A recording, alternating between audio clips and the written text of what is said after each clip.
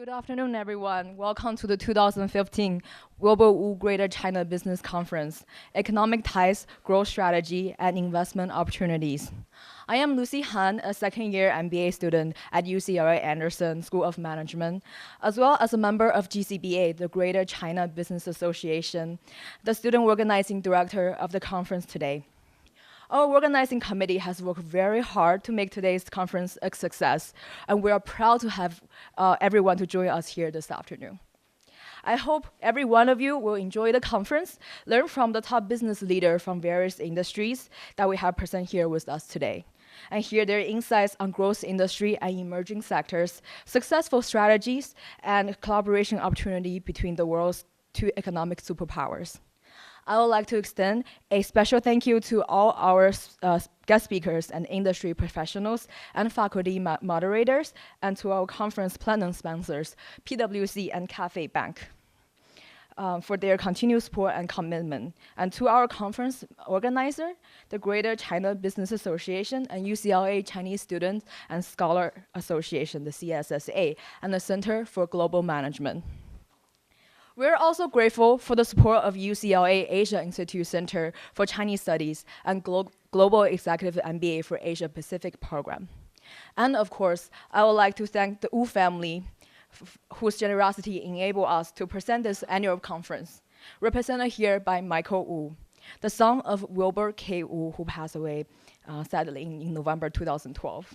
Wilbur Wu and his wife Beth endowed the Wilbur K. Wu Greater China Business Conference at UCLA Anderson to show their gratitude for the training that Wilbur received at his alma mater many years ago. I would also like to thank Judy Olian, the Dean of UCLA Anderson. Since her appointment in 2006, Dean Olian has introduced and implemented an amazing array of programs that have strengthened and advanced UCLA Anderson into one of the leading programs in the world with a truly global focus. Under Dean Olian's leadership, UCLA Anderson has hired a record number of faculties, launched new global degree and certificate program, and initiated and developed target partnership in Greater China region, and also in Latin America. Also, under Dean Olian's leadership, the Center for Global Management was established, and it's the organizing partner of today's conference. Please join me in thanking and welcoming the Dean of UCLA Anderson, Dean Judy Olian. Thank you, Lucy, and welcome everyone. And thanks to all of the students who helped organize this conference. Let's give a big round of applause to the students. And thanks to the faculty who are here and the alumni who have come from very far. And let me tell you a little bit about Wilbur Wu. Wilbur was the executive vice president of Cathay Bank, which is the first Chinese American-owned bank. He served as chairman of the Chinese Times, which is the oldest language newspaper in the United States. He was very, very community-oriented and focused on a variety of business and trade groups. For example, he was grand president of the Chinese American Citizens Alliance, lobbied for the historic immigration reform bill of the 1960s, which really opened up access for Chinese and Taiwanese immigrants coming into this country. And UCLA Anderson gave Neil, as a result of all of this, gave Wilbur Wu the Neil Jacoby Award, which was created to award people who led contributions to international relations.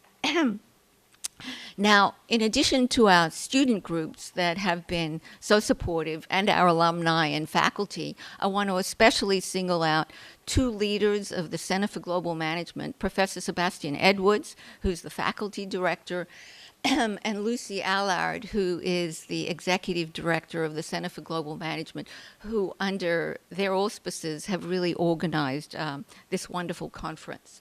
And our platinum sponsors, Wilbur Wu's own bank, Cathay Bank, and I'll introduce the chairman in a moment. And then PwC, also very, very active in China relations. Mr. Dunson Cheng is here with us. He's the chairman and CEO of Cathay Bank. And if Mr. Cheng, if you'll just wave your hand here, we'll introduce him a little bit later. But he's here. He's here with a crew of his from Cathay Bank who have partnered with us in organizing the conference. And we're very grateful for that kind of content partnership and sponsorship that they've enabled us to offer this kind of conference now for several years. The program has grown in its popularity. We have quite a number of people from all over the university and the community that come. I think we've gone from 6 sessions to 10 sessions in the program. And it's, of course, because of the critical importance of the Chinese economy in the geopolitical system of our world. China is the largest international market for U.S. food and agricultural products, accounting for 20% of all U.S. farm exports, which reached a record of $30 billion in 2014. I don't know if the drought in California might affect that, but it's certainly a very, very large consumer of our export products, and especially agricultural export products.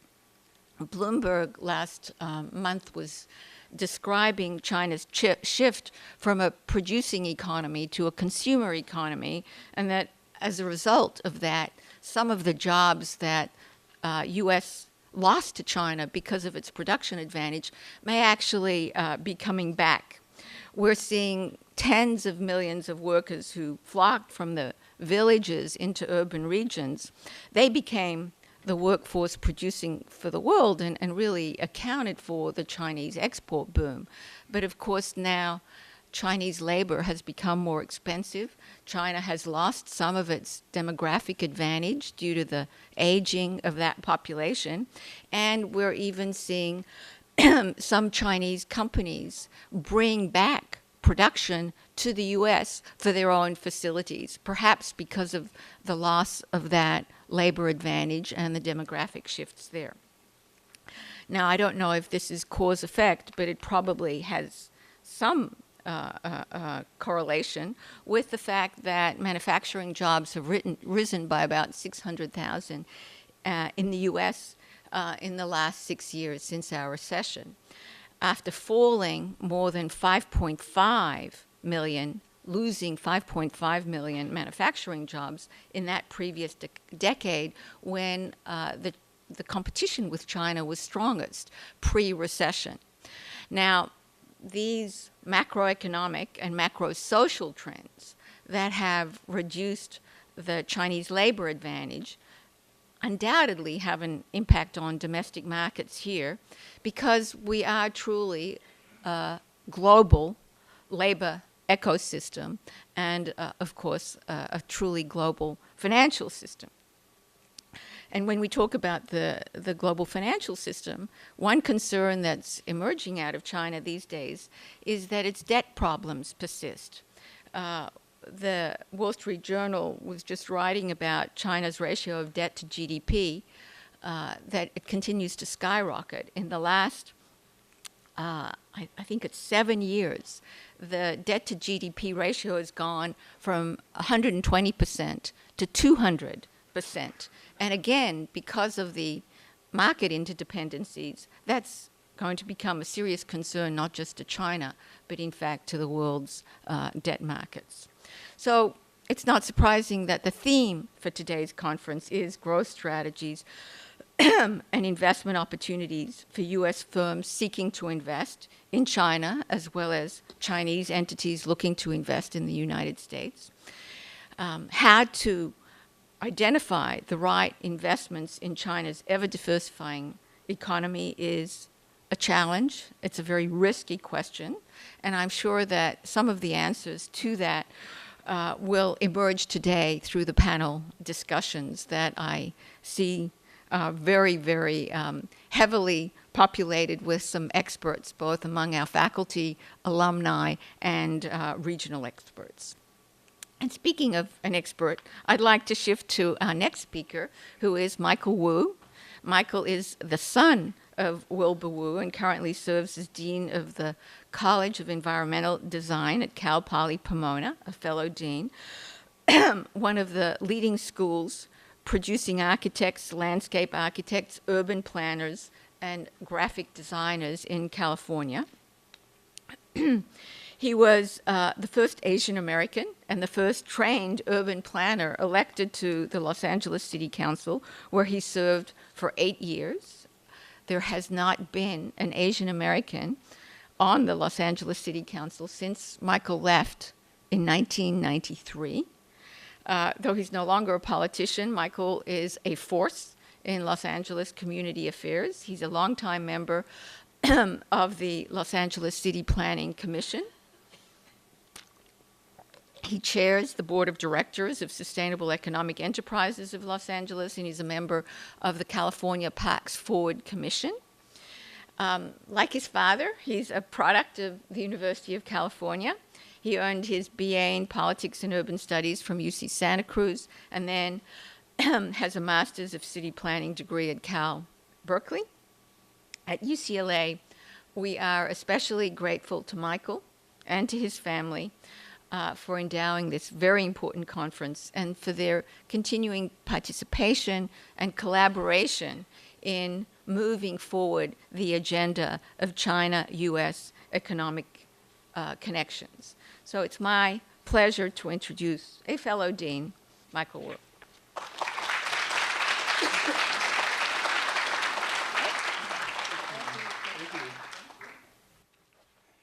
Thank you very much, Dean Olian, not only for your kind words, but especially for saying that I'm now a dean and no longer a politician.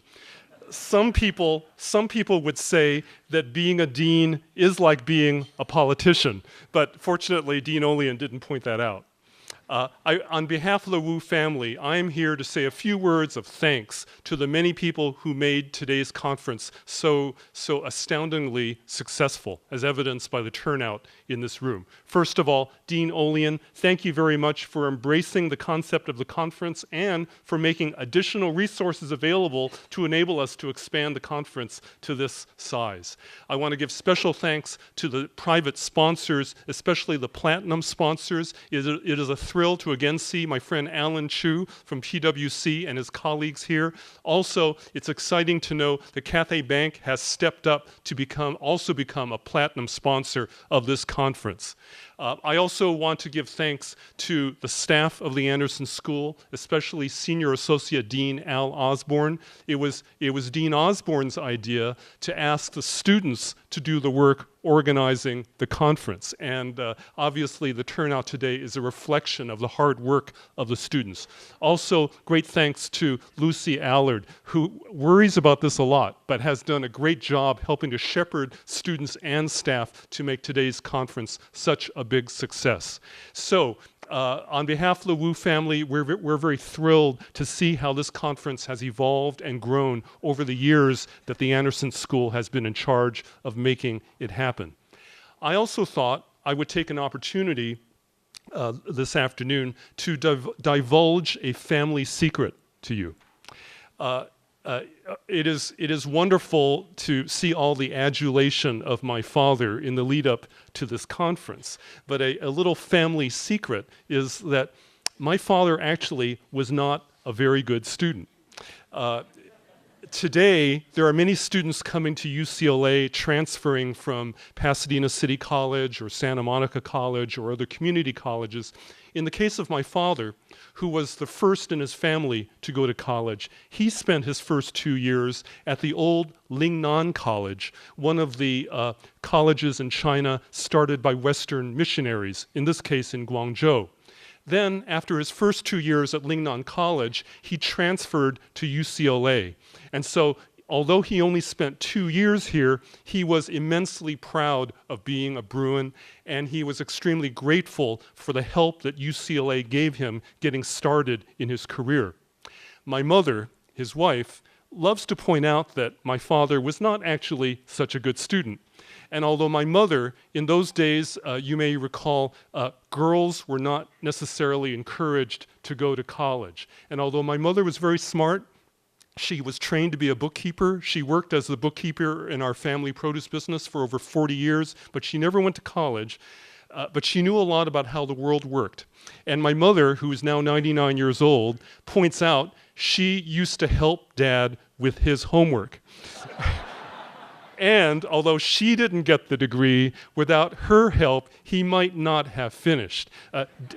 Dean Olean, I don't know if in those old days at UCLA, whether people measured graduation rates as much as we talk about graduation rates today. My father did graduate from UCLA and was very proud of that connection and carried it in his mind and in his heart for many years. So that years and years later, after having a very successful career, it was natural for him to think about giving something back to his alma mater, UCLA.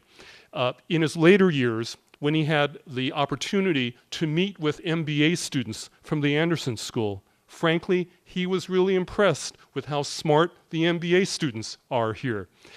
Every now and then he would make a comment about how he was glad that he didn't have to compete with them back in the days when he was at UCLA, because he wasn't so confident that he would have done very well in view of the caliber of today's MBA students at the Anderson School. But nevertheless, he wanted to find a way to help the Anderson School and to pursue the dream that he'd held in his mind for many years of forging closer ties between the United States, his adopted country, and China, especially the concept of a greater China, including mainland China, and the Chinese diaspora through Southeast Asia, the United States, and other places around the world.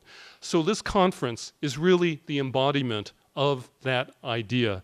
And if he were here, I'm sure he'd be extremely thrilled to see how a young man who wasn't such a good student, he did manage to graduate from UCLA, but he'd be very proud to see how the ideas that he had going back many years earlier now has come to fruition in terms of the success of this conference. So again, on behalf of the Wu family, thank you so much for being part of this. And now, it is my great pleasure to introduce, speaking on behalf of Cathay Bank, Dr. Dunson Cheng, the chairman and CEO of Cathay Bank. It is wonderful that Cathay Bank has stepped forward to provide this platinum sponsorship. But even in previous years, some of my dad's former colleagues, like Esther Wee, and I don't think my dad ever met Rex Hong, the new vice president in charge of Chinese business there, but he worked for many years. My dad worked for many years alongside Dunson Cheng. My dad was part of the original generation who worked with Cathay Bank, who worked for Cathay Bank when Cathay Bank was in a small storefront on North Broadway in Chinatown. And it's been great to see how the next generation of leadership in Cathay Bank has taken that little storefront business on North Broadway and Chinatown and turned it into this enormously successful bank which crosses the Pacific, which has branches from the East Coast, the West Coast, and has really become a great California oak tree after starting with some tiny seeds that were planted a few decades earlier. So much of the credit for that success belongs to the chairman and CEO of Cathay Bank. Please join with me in welcoming Dr. Dunson Cheng.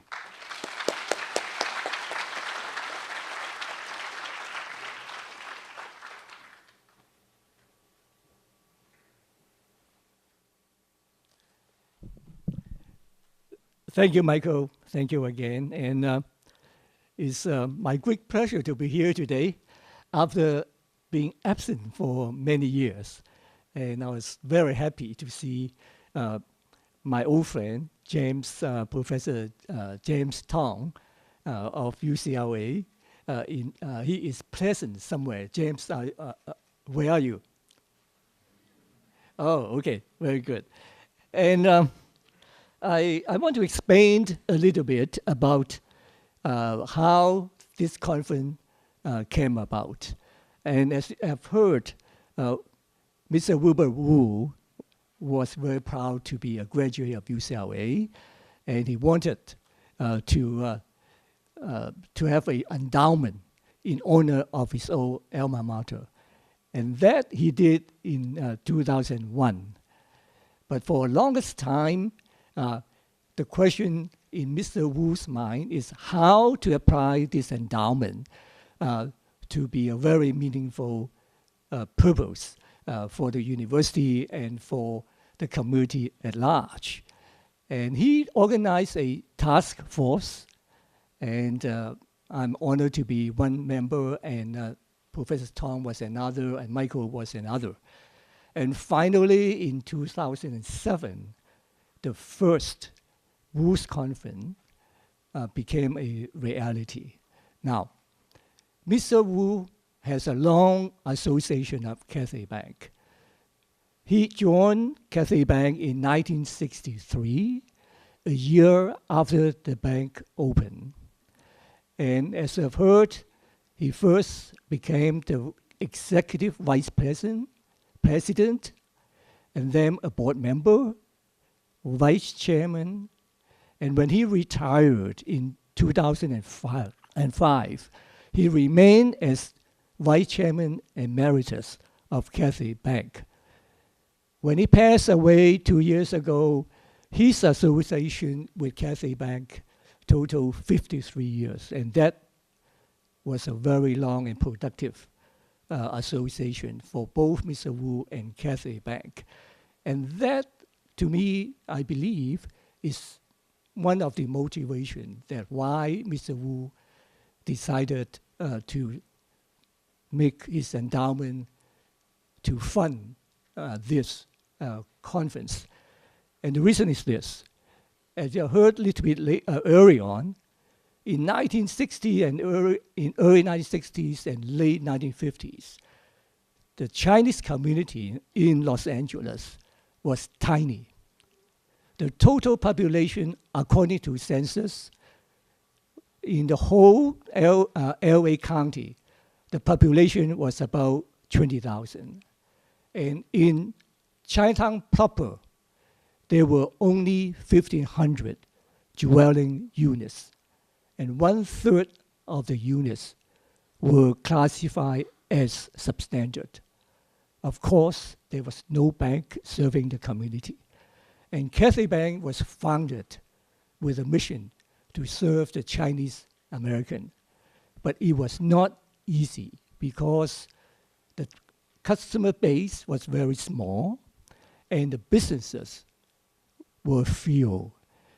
And in the first 20 years, it was really a struggle for Cathay Bank. And Mr. Wu was a witness to this difficulty and this hard time that Cathay Bank and the community went through. So being an American, Chinese American, and also coming from China, obviously, Mr. Wu, when he think about of the use of the endowment, that is something that he wanted to do. He wanted to do something that would connect U.S. and China together. Another fact, in the early 1980s, immigrants from Taiwan began to come to Los Angeles in large numbers. And Taiwan, at that time, has become a manufacturing base, and exports began to flow into United States. Mr. Wu, being a leader in the community, was elected to serve as a legislator of the Taiwanese legislature. And he has made many, many contributions to the legislature. But two things stood out in my mind. One is that Mr. Wu, under his guidance, was successful to ask the Taiwanese government to fund a fund that assist the Americans in United States to import merchandise from Taiwan. And that was a tremendous help to the importers, especially the Chinese American importers in Los Angeles. And this fund still exists today. The second thing that Mr. Wu did was to form an organization called the California Taiwan Investment and Trade Association. Michael, you remember that? To promote trade and understanding between the two countries. Now come to 1990s. Many immigrants began to come to the United States. But because of the isolation and seclusion of China, there were a lot of issues that arose because of this increase of business and population. And Mr. Wu saw one solution was, again, to promote understanding and trade between the two countries. And those are some of the factors that went into Mr. Wu's determination that the endowment is best served by having this conference. Although it's now 37 years after the diplomatic recognition of the two countries, there are still many and larger issues facing our two countries. And I believe that this conference continues to be relevant and purposeful, and I hope to, and I'm very happy to see so many of you participating in this conference. And I wish in the years to come, this conference will grow and be even more larger and making even bigger impact. So thank you very much, and thank you for joining this conference.